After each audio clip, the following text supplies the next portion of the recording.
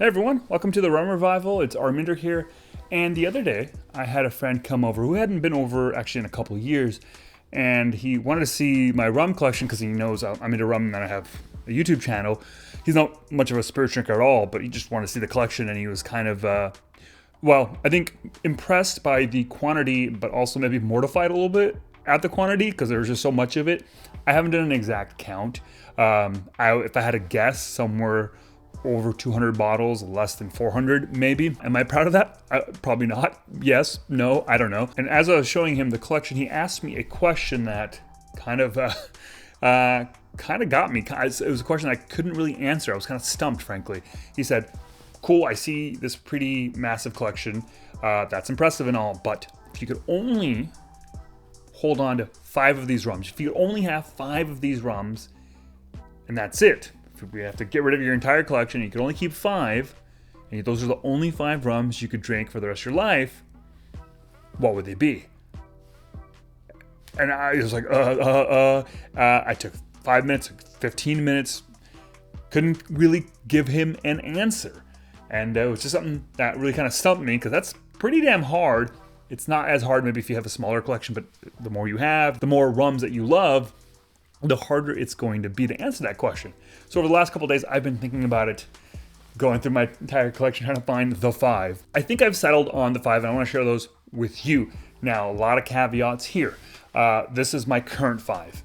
6 weeks from now, 6 months from now, 6 years from now, if you ask me, they will likely change, right? And the other caveat, I was thinking about this, is he didn't mention this specifically, but I thought, well, the thing is, I love drinking rum neat, but I also really love drinking rum in cocktails. So these 5 would have to be able, in this hypothetical scenario that I've concocted for myself, they have to be able to work in both scenarios. Not that necessarily each one has to work for both as a sipper and as something I use in cocktails, but I have to be able to get through life enjoying this collection of 5 in the moments where I want to sip on something, as well as in those moments where I want cocktails, right? So they have to cover both of my bases for the most part. So given all that, plus, because I love adding more stipulations and stuff, I said, okay, the other thing is, at least for this video, I've picked 5 rums that I've locked them in. These are going to be my 5, but I have to be able to get them again. Like as I go through a bottle, I have to be kind of sort of semi-reliably to be able to get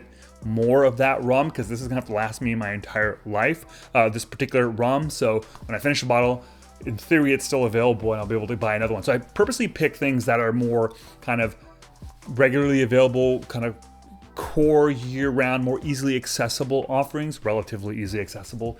I do have in my mind a different 5 that's more of a rum nerd edition.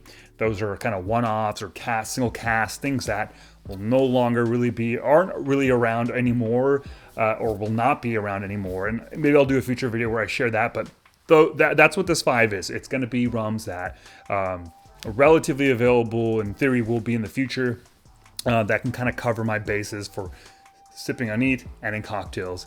And here we go, here's my 5. So my first pick is actually gonna be Clairin Sans Juice. I think for a lot of people this is not a surprise. It's a Haitian Clairin, wild fermented cane juice spirit out there in Haiti, and I love this for many reasons, but why I picked this is I adore sipping this neat, but where I also really love this is in my daiquiris. I think this is kind of always been one of my favorite daiquiri rums, as well as I really enjoy this in a highball, like a soda water and the Sans Juice with a squeeze of lime. To me, that is maybe the best perfect summer drink, and I want to be able to have that still in this hypothetical world that I live in. And to me, this is great. This is probably my favorite cane juice to sip on, cane juice rum to sip on neat. It's got these layers of a little bit of fruitiness, a lot of floral quality, some chrysanthemum, and then when you add it to kind of in a cocktail or whatnot, I get like a little bit of like slight mango kind of note. Just love this. So Clairin Sans Juice, no surprises there. Now the next one is probably also not a surprise for people who've watched this channel, especially recently, and that's the Worthy Park 109. This is Jamaican rum, 54.5 ABV, a lot of caramel coloring added, a mixture of, I think, some unaged rum, some slightly aged rum, all pot still, slightly higher ester enough. And this has quickly become the rum that I probably crave the most. Like if I ever have a rum craving, it's probably for the flavor profile of this, that little bit of Worthy Park banana, that hit of burnt caramel, rich molasses that you get maybe coming from the caramel coloring. Here's the thing. This is not a rum that I'll really ever sip on neat. This is, even though, you know, I'm trying to kind of cover all my bases with this list of 5, that's okay, because I want this in each and every one of my tiki drinks, period. Even a little bit, whether it's a quarter ounce, whether it's a full 2 to 3 ounces, I just think every tiki drink is better with the Worthy Park 109, and I couldn't live in a world where I didn't have access to this, because I like a good tiki drink, whether it is a overly complicated thing like a zombie, whether it is a Mai Tai, some amount or all of it has to have some Worthy Park 109, because to me this has become, for my mind, my palate, when I think of tiki, this is the flavor that I crave. So Worthy Park 109. Actually, I should be putting these out here on display, shouldn't I? Now you might be saying, well, okay, you're making tiki drinks, but a Worthy Park 109 is pretty high in proof. Do you want a full kind of Worthy Park 109 Mai Tai? Well, the reality is I actually don't like a full Worthy Park 109 Mai Tai. I like to split base it with another rum, usually another Jamaican rum. So I'm actually, my next pick, the third pick, is another Jamaican rum. But the reason why I picked is, well, partially to kind of pair it well, to proof down the Worthy Park 109, but mostly the reason why I picked this, let me just share with you, is the Hamden 8-year, 46% ABV. It's their lowest mark in terms of esters, aged 8 years in Jamaica. But the reason I picked this beyond just split basing it with a 109 is, one, I really like sipping this neat. I know it's not the fancy, flashy HLCF Classic or the 1753 or the other higher proof stuff that you can get from Hamden or all the other Jamaican distilleries. This is their lowest ester mark, but it is plenty flavorful. It's just a really good balance of some little light funk of fruit and a lot of wood character for sure.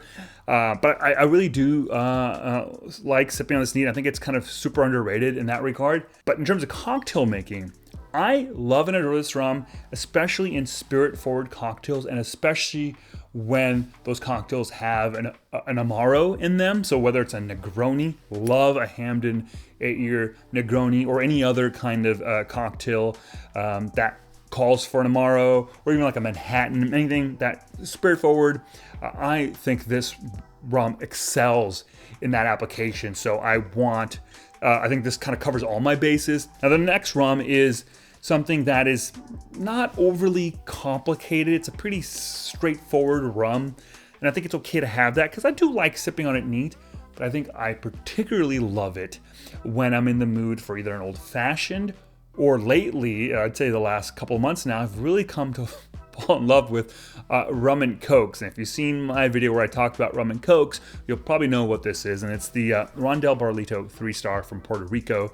It's only 43% ABV, but man, oh man, with a little bit of Coke, it just comes alive, and in an old-fashioned, it comes alive. And I actually do think it's a decent enough sipper. I don't mind, especially if I want something that's not going to challenge me, that's kind of really easy drinking. I think the dried fruit notes here, where it's like a dried apricot, some figs, a little bit of date action even, and just a little bit of fruitiness here, is just a nice enough rum to sip on.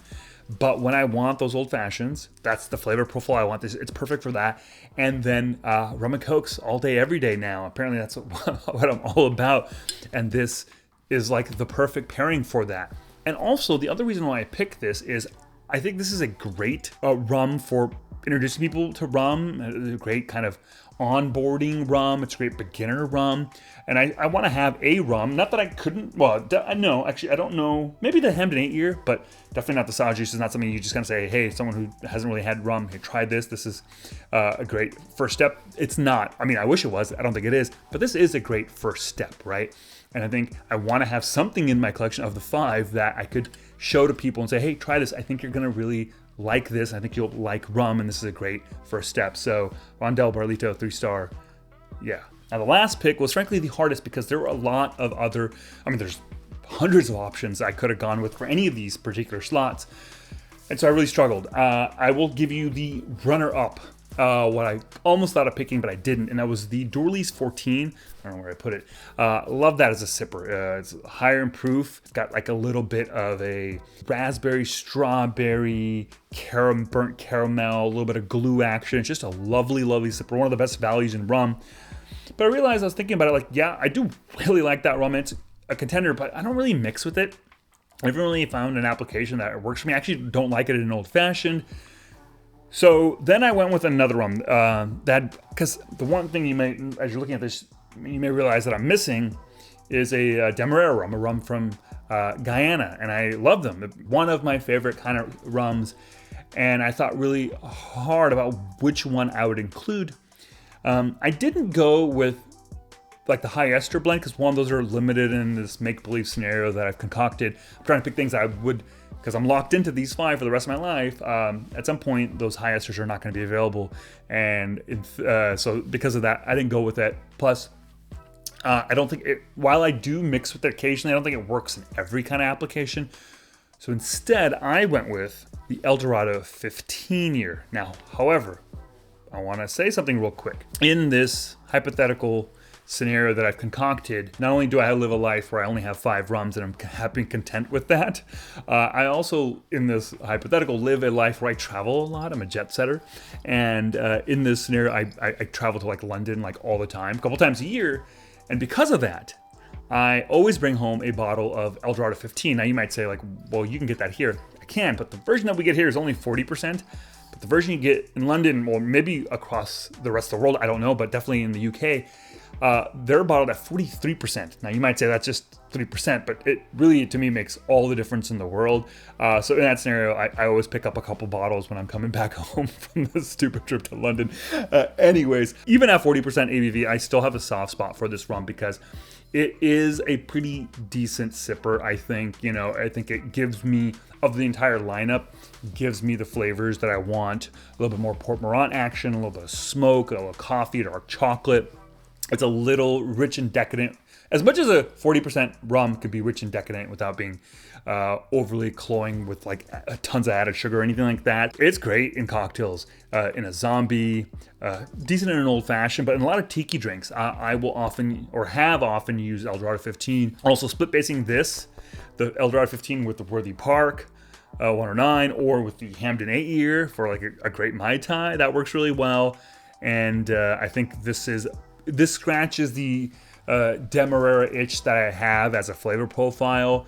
It's available year round, but of course with the caveat that I would want that extra 3% that you can get in certain parts of the world and not this weak ass shit that you get at 40.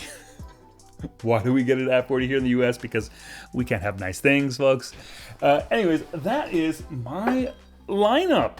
What do you think? What do you like about this? What do you not like about this? You know, I wasn't trying to kind of have a broad selection of things from different countries, but that's kind of where I ended up, and I'm actually totally okay with that. You know, I kind of dig that, and I'm kind of happy with that. But at this moment, this is my 5 that if I had to keep and drink for the rest of my life and no other rums, this would be it. I think it would cover me pretty well, both as sipping experiences and in my cocktails. I'm pretty happy with this lineup, but that's me.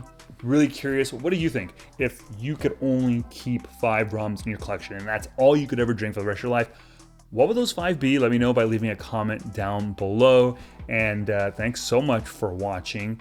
Catch y'all next time. Cheers.